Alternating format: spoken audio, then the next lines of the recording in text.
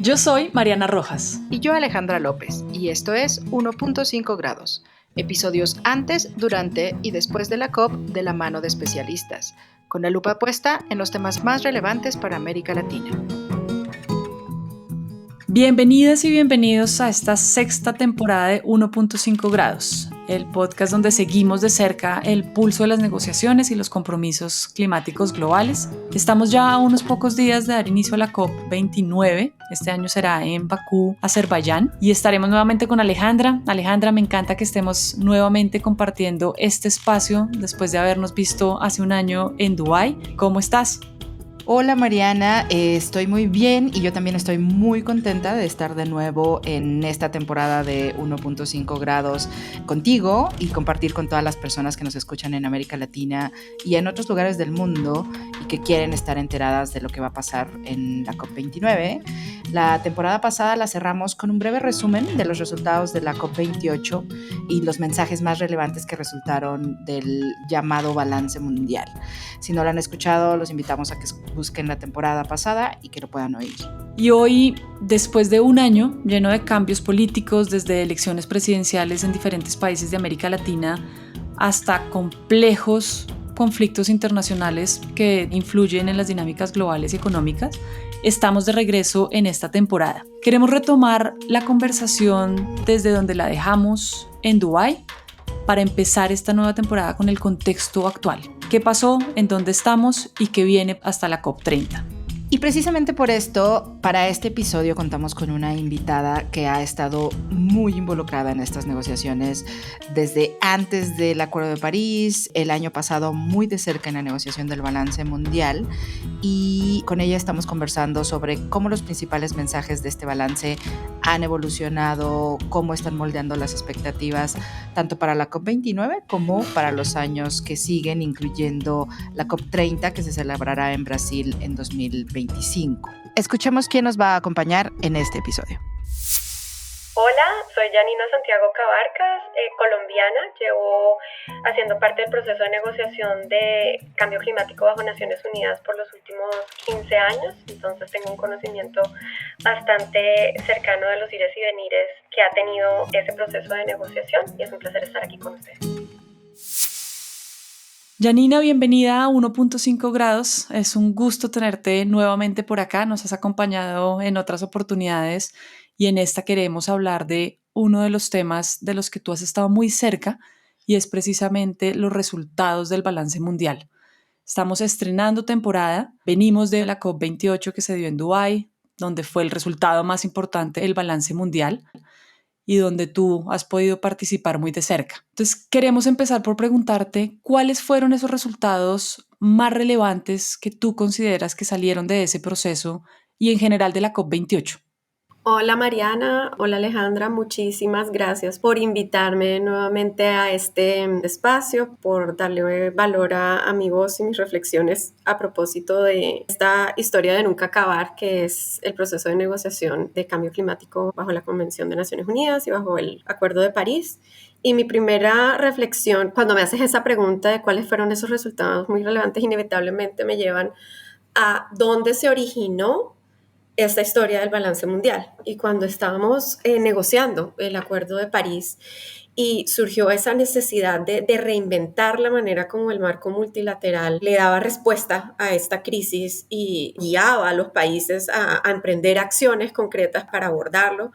¿cómo hacíamos para no repetir los errores del pasado? ¿Cómo hacíamos para no decir, haz esto y nos vemos en 10 años, sino generar precisamente esos puntos de chequeo que permitiera ver cómo vamos, corregir, informar cómo es que vamos a hacer esa corrección? Y surgió este tema del artículo 14 del balance mundial. El balance mundial es la piedra angular de ese consenso de los Emiratos Árabes. Se logró el objetivo de emprender una reflexión técnica extensa por un periodo de 2 años, en la cual jugó un rol determinante la ciencia, los insumos de las partes, la participación no solo de los gobiernos, sino actores de todos los colores y sabores. Y que eso pasó a un proceso político en el cual tocaba capturar un mensaje real de dónde vamos desde el punto de vista de la brecha en ambición y en implementación que hay. Pero transmitir un mensaje claro, ya no decir necesitamos más ambición, sino esta es la ambición que se necesita. esta es la forma de cerrar la brecha. Y si bien, repito, no es una prescripción perfecta que contesta y llena todos los vacíos, creo que lo primero que hay que resaltar es que la construcción se logró ejecutar. Obviamente la atención del mundo estaba, por ser además este rincón del mundo donde se estaba negociando, en cuál era el mensaje que iba a salir del balance mundial, cómo vamos a hacer y cuál iba a ser el mensaje en términos de transición energética. Eso era el make or break de que esto fuera no solo un éxito, sino que fuera significativo, de que de verdad marcara un punto de quiebre en qué es lo que toca hacer y que definitivamente va a ser un punto de referencia para juzgar las acciones de mitigación que los países van a hacer de ahora en adelante. La manera como se construyó ese mensaje de mitigación desde el punto de vista de informar cuál es el esfuerzo global de mitigación que hay que lograr en términos de peaking, en términos de corte de emisiones a 2035, de las diferentes acciones bajo los temas de transición energética, de despliegue de tecnologías de cero carbono, en términos de transporte, en términos de deforestación, y a su vez el espejo de eso en materia de adaptación y de ya no solo decir hay que abordar la resiliencia, sino ya darle unas áreas de trabajo por primera vez.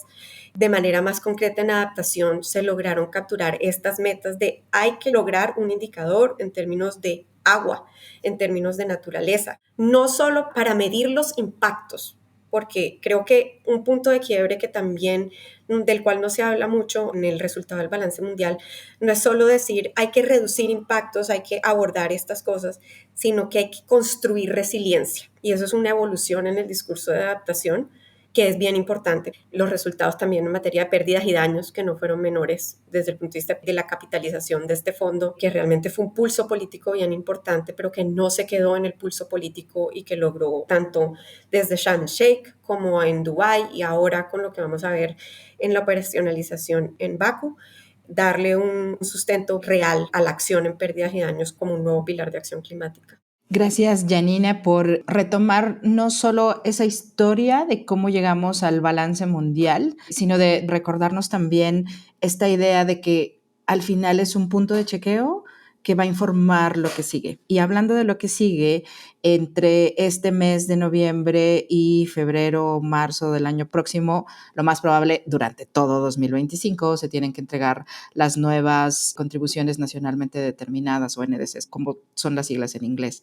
¿Cómo deberían permear estos resultados tan específicos a los que se llegaron en el balance mundial, en la transición energética, en adaptación, en los sectores más concretos, como decías, de la vida real, en el diseño de estas NDCs? Desde el punto de vista meramente mecánico de lo que el Acuerdo de París establece, se señala que las NDCs son un vehículo periódico, iterativo, progresivo y que está informado por esos resultados del balance mundial.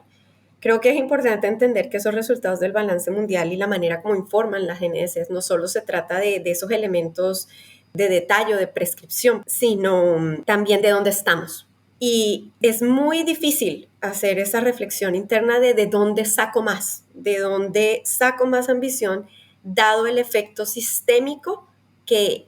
este ejercicio de reducción de emisiones, de transformación de tu modelo económico, tanto interno como a nivel global,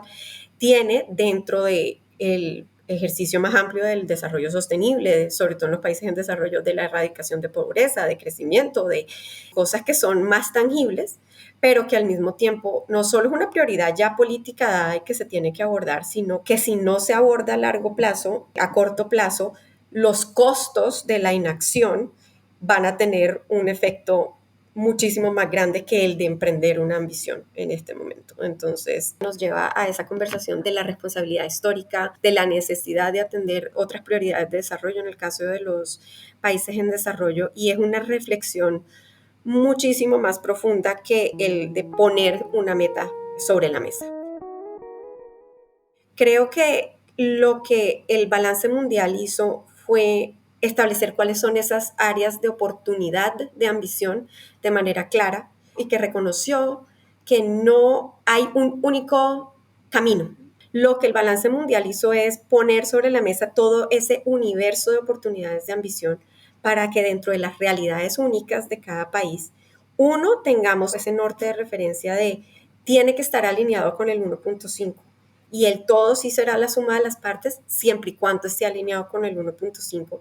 Entonces es hacer esa reflexión colectiva para yo ver cuáles son mis oportunidades de ambición dentro de este universo de oportunidades que están claramente señaladas ahí y dónde es inteligente canalizar esfuerzos para que las inversiones en ciertas cosas tengan ese efecto amplificado desde el punto de vista del esfuerzo global. Entonces creo que sí, definitivamente el caballito de batalla ahorita va a ser el tema de las NDCs y cómo las NDCs efectivamente dan fe y responden de manera coherente al esfuerzo que hay que hacer y que el balance mundial detalló cómo debe hacerse, y también inevitablemente cuáles son las conversaciones desde el punto de vista de medios de implementación para que todo el mundo pueda hacer su parte y nadie se quede por detrás en aras de este esfuerzo global, de que lograr el objetivo climático no vaya en detrimento de otras cosas.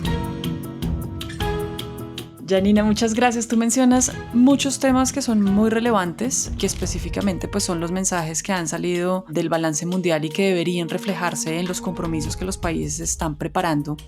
Y mencionaste uno que para América Latina es muy importante y es todo el tema relacionado con adaptación. América Latina es una región altamente vulnerable, con profundas desigualdades, con niveles altos de pobreza, pero algo que nos ha unido en las negociaciones internacionales de cambio climático ha sido precisamente los temas de adaptación y pérdidas y daños, que ha sido, digamos, un tema muy relevante también que ha resaltado en los últimos años. De los resultados que salieron de adaptación en el balance mundial, que de alguna manera es poner por fin unas metas un poco más específicas de lo que siempre se había venido trabajando en adaptación a nivel sectorial, pensando en que se cumplan a 2030, tú lo mencionabas, temas relacionados con agua, con alimentación, con ecosistemas y biodiversidad. ¿Cómo ves tú que estas metas y estos mensajes asociados a adaptación puntualmente van a reflejarse de alguna manera en los compromisos que los países están planteando en América Latina? Todos los países de América Latina tienen este conflicto de personalidad porque han sido una voz de ambición informada por los impactos que han sufrido y donde los impactos se amplifican por el hecho de que son países en desarrollo. Han sido una voz en la conversación que llaman a la ambición desde esa necesidad, desde ese imperativo, llamémoslo moral, de hacer algo, y en el cual estuvieron dispuestos a montarse a pesar de no ser parte significativa de las emisiones globales, precisamente porque el impacto es tan grande en los países de América Latina que el no hacer algo los afectaba de por sí desde el punto de vista de mitigación. El posicionamiento de una narrativa más específica en adaptación para mí fue un desarrollo muy bienvenido porque por primera vez el discurso de adaptación sí sigue siendo de financiamiento para adaptación por el hecho de que es un poquito más intangible y menos verificable desde el punto de vista de la movilización de recursos. Entonces, lo que nos permitió este discurso de reconocer que hay unas áreas que son comunes, de estas áreas como la seguridad alimentaria, desde el tema de los impactos en salud, desde el rol de las soluciones basadas en naturaleza, le dio ese elemento de tangibilidad al discurso de la adaptación. Y no solo se lo dio desde el punto de vista, vuelvo y digo, de los impactos, sino del rol que estas cosas juegan en la vida del mundo. Y eso le da un elemento tangible más allá del cheque en blanco que estamos buscando del dinero para adaptación y nos permite empezar a hacer esa traducción de un beneficio global por el hecho de que estos son universos temáticos que se traducen en el bienestar de las poblaciones. En últimas, cuando tú estás hablando de adaptación, estás hablando de personas en situación de vulnerabilidad. Entonces, encontrar ese discurso que amarre políticamente y que lo tenga que implementar a través de unas áreas de trabajo específicas es el primer paso políticamente hablando para nivelar el posicionamiento del discurso de adaptación al nivel de mitigación y de que amarre la necesidad de que los países, como los países de América Latina, no solo pidan, sino que hagan y digan qué van a hacer y en función de eso amarren la movilización de recursos en materia de adaptación. Yanni, me gustó mucho esta manera en la que tú hablabas de arranque, de cómo América Latina en parte ha sido mucho más ambiciosa en mitigación porque reconoce su vulnerabilidad y desde ese reconocimiento de la vulnerabilidad es un tema de supervivencia y entre más hagamos todos y entre más cerca estemos de 1.5 grados, más fácil va a ser que nosotros también estemos bien, ¿no? O sea, es una idea de trabajo colectivo. Sin embargo, América Latina tiende a estar invisibilizada en estos procesos internacionales porque pues no somos ni los más pobres, ni los más ricos, ni los más emisores, ni los menos emisores, ni los más vulnerables, ni los menos vulnerables, que es un poco incómodo de estar en medio. Es complejo para la región. Sin embargo, este año estamos justo en medio de la COP16 en Cali, Colombia, del Convenio de Biodiversidad, y el año próximo la COP latinoamericana va a ser en Brasil. ¿Qué oportunidades crees que nos puede dar justamente este lente internacional que está ahora viendo hacia nosotros, precisamente para ampliar la acción climática? No quiero ser así como muy poética, pero creo que hay unos liderazgos silentes, diría mi papá. Hay unos liderazgos que suenan más duro y de pronto por eso les ponen más atención, pero terminan estando más vacíos de contenido. Y creo que desde que estuvimos en la ruta hacia la negociación de París, hasta ahora, en este momento en el que estamos de la implementación, es triste decirlo, pero creo que el continente se tiene que empezar a divorciar de esa necesidad, digamos, de reconocimiento y más bien buscar generar dentro del proceso esas oportunidades de crear como laboratorios de transformación. Costa Rica ha sido un muy buen ejemplo siempre de que ellos siempre han tenido muy claro que ellos quieren ser un laboratorio de descarbonización. Y diferentes países de América Latina tienen diferentes retos desde el punto de vista de la agenda de acción climática. En países como Colombia, como Brasil, el tema de cambio de uso del suelo es un tema y no lo es tanto, por ejemplo, en el caso de Colombia, el tema de la matriz energética. Entonces, creo que las oportunidades de liderazgo que hay que ir buscando no es necesariamente buscar hacer parte de ese pastel más brillante que esté de moda, sino precisamente posicionar espacios en los temas en los que América Latina necesita esas soluciones, esos temas de deforestación, de cambio de uso del suelo, de ordenamiento territorial, esas cosas que sí generan un impacto y que cuando sumas la fuerza del continente latinoamericano sí tienen una huella importante desde el punto de vista de las emisiones globales, pero que cuando las miras en aislado pues son invisibles y hay que generar esos laboratorios de transformación en esas áreas que son críticas para diferentes países del continente. El tema del agua, estoy segura de que va a continuar cogiendo tracción en la conversación de cambio climático,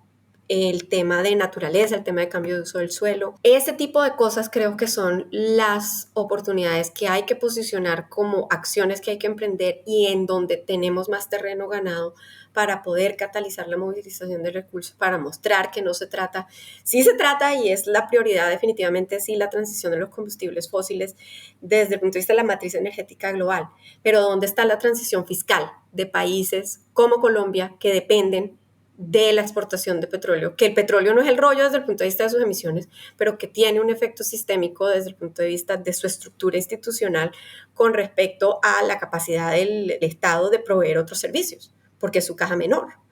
Entonces, creo que esas conversaciones son las que, a medida que vamos avanzando en este nivel de especificidad, América Latina tiene que empezar a posicionar esas cosas como elementos de ambición que son donde podemos tener los puntos de entrada y donde no tenemos competencia con los más pobres, por así decirlo, porque somos los laboratorios donde tiene sentido meter la plata en eso. Y creo que no es del todo estratégico tratar de sacar una tajada de un discurso más amplio que no necesariamente está alineado con las realidades de donde están nuestras oportunidades y nuestras necesidades. El tema de las sinergias de biodiversidad y cambio climático y las conversaciones que están ocurriendo ahorita en Cali lo invitan a uno a pensar que ya no van a ser estas agendas que cada una sigue por su lado, sino que se reconoce que hay esta simbiosis y de que si no avanzan de manera coherente, ambas van a salir mal, inevitablemente.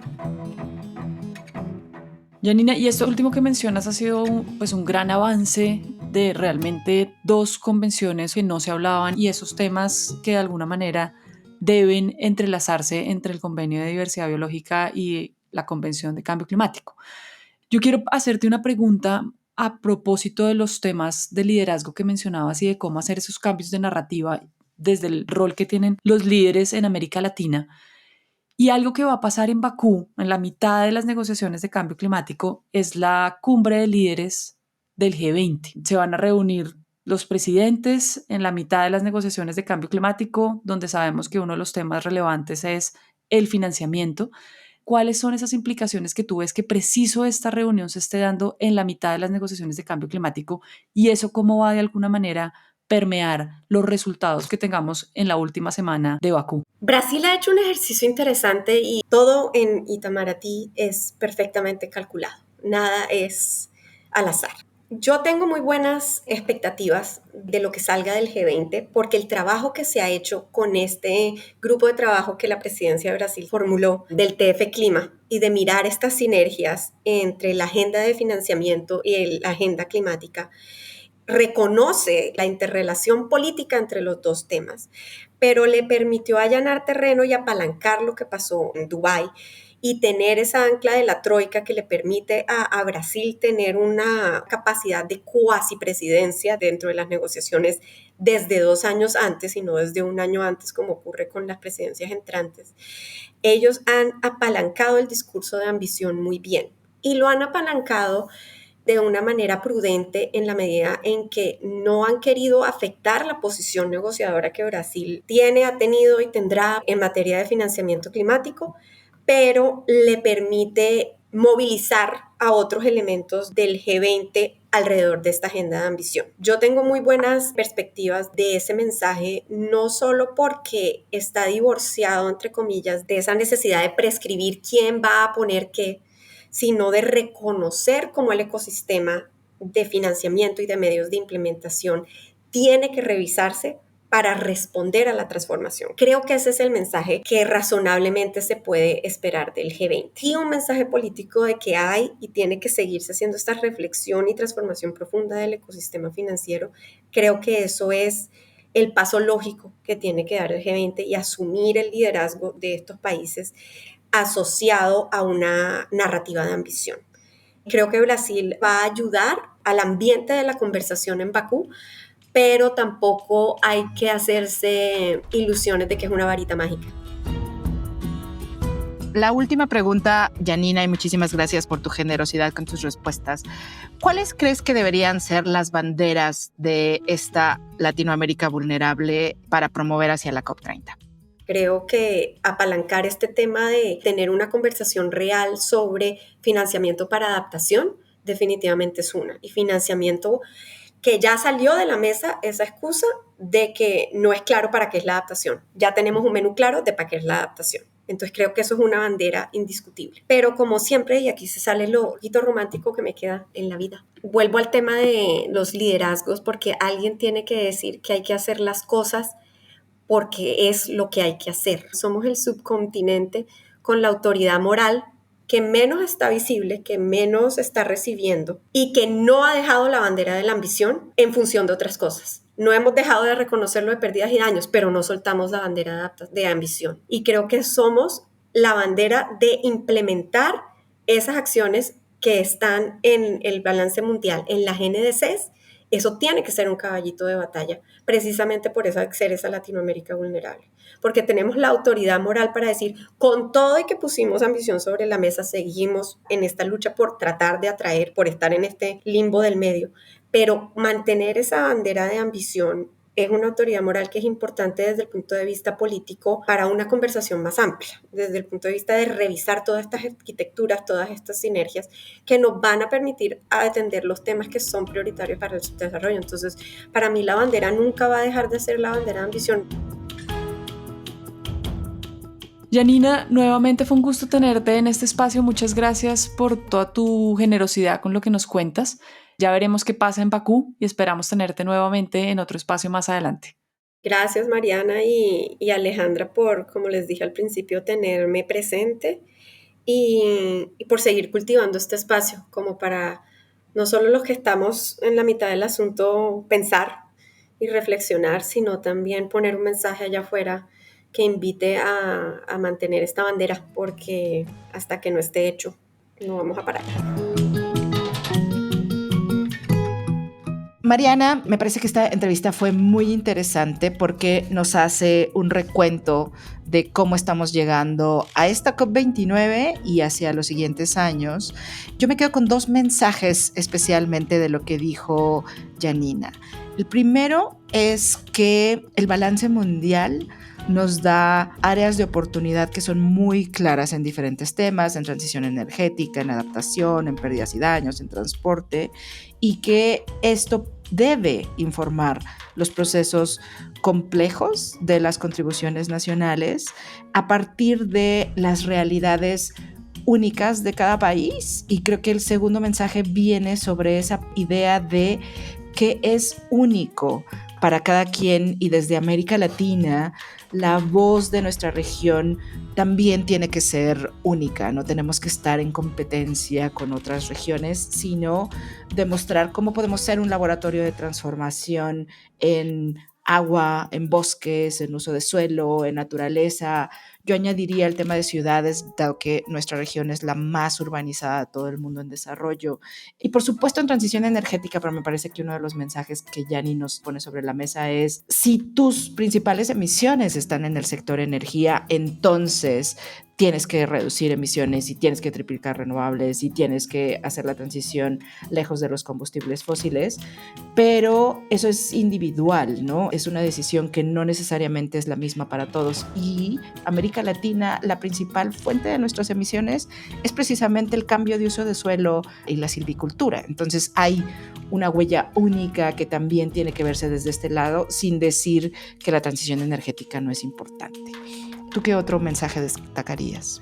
Alejandra, yo sumaría uno adicional para poder cerrar esta conversación con los 3 mensajes más relevantes que Janina nos plantea, y es específicamente el que mencionaba relacionado con la narrativa que ha tenido América Latina, y que si bien América Latina ha tenido caballitos de batalla específicamente para los temas asociados a adaptación y a pérdidas y daños, no se ha alejado de mantener ese mensaje de una necesidad de una ambición mayor, no solamente como llamado, sino también reflejado en muchos de los compromisos que los países de América Latina han planteado en sus CNDCs, y que esperamos también que todos esos mensajes que salieron del balance mundial el año pasado se vean reflejados en las CNDCs que se van a empezar a presentar ahorita en noviembre hasta febrero idealmente, pero sabemos que a lo largo del 2025 será el momento donde se estarán presentando todas esas metas que tienen los países a nivel nacional. Bueno, y Mariana, en preparación a todo este proceso del siguiente año, tenemos una cita en Bakú en las siguientes semanas. Les agradecemos por escucharnos, y nuestra próxima cita del 8 de noviembre será precisamente un episodio dedicado a cuáles son esos resultados esperados de la COP29. La COP29 es el punto final para la adopción de la nueva meta de financiamiento climático tras un maratón de 3 años de negociaciones y discusiones técnicas. Vamos a retomar varias cosas de lo que hablamos en esta entrevista, pero estará muy enfocado en esta nueva meta, no se lo pierdan, ya que será importante para entender por qué esta es la llamada COP de finanzas. Y recuerden seguirnos en redes sociales como @transformaglob y compartir este y otros de sus episodios favoritos del podcast. Nos escuchamos pronto. 1.5 grados es un podcast producido y editado por Alejandra López Carvajal, Natalia Gómez Gómez, Daniela Quintero Gallego y quien les habla, Mariana Rojas Lacerda. La mezcla y diseños sonoros son de Camilo Rojas Vallejo. Síguenos y escúchanos en tu plataforma favorita. 1.5 grados, un podcast de Transforma.